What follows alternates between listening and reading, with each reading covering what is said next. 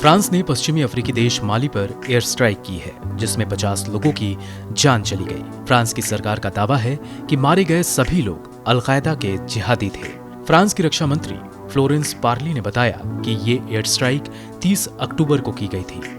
उनके मुताबिक ये कार्रवाई माली के बर्किना फासो और नाइजर की सीमाओं के पास एक इलाके में इस्लामिक उग्रवाद से निपटने के लिए किया गया। फ्रांसीसी रक्षा मंत्री ने अपने बयान में कहा, माली में 30 अक्टूबर को बरखाने फोर्स ने एक ऑपरेशन किया जिसमें 50 से ज्यादा जिहादियों को मार गिराया गया और भारी मात्रा में हथियारों को नष्ट किया गया।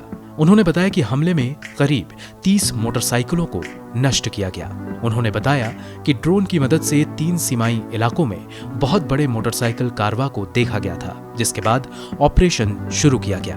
उन्होंने कहा, जब जिहादियों ने पेड़ की आड़ में सर्विलांस से बचने की कोशिश की तो फ्रांसीसी फोर्स ने 2 मिराज लड़ाकू विमान भेजकर उन पर हमले किए और वे सभी मार गिराए गए। फ्रांसीसी सेना के कर्नल फ्रेडरिक बर्बरी ने बताया कि इसके साथ ही 4 आतंकियों को गिरफ्तार भी किया गया है। उन्होंने ये भी दावा किया कि भारी मात्रा में विस्फोटक और सुसाइड बॉम्ब बरामद हुए हैं। वे लोग सेना पर हमला करने की योजना बना रहे थे।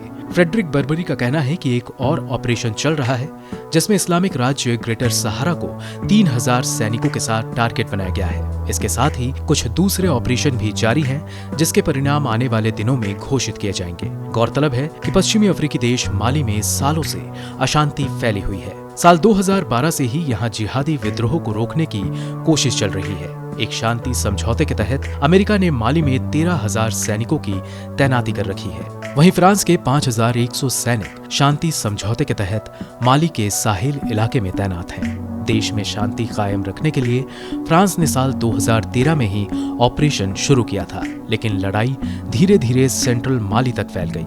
इस वजह से पड़ोसी इलाके बुर्किना फासो और नाइजर में हजारों लोग मारे गए और हजारों लोगों ने अपना घर-बार छोड़ दिया। यहाँ अब तक शांति बहाल नहीं हो सकी है। माली की इब्राहिम बाउबकर सरकार के खिलाफ देश भर में विरोध प्रदर्शन भी हो रहे थे।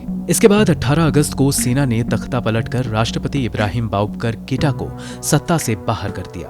वे 2018 में लगातार दूसरी बार राष्ट्रपति बने थे।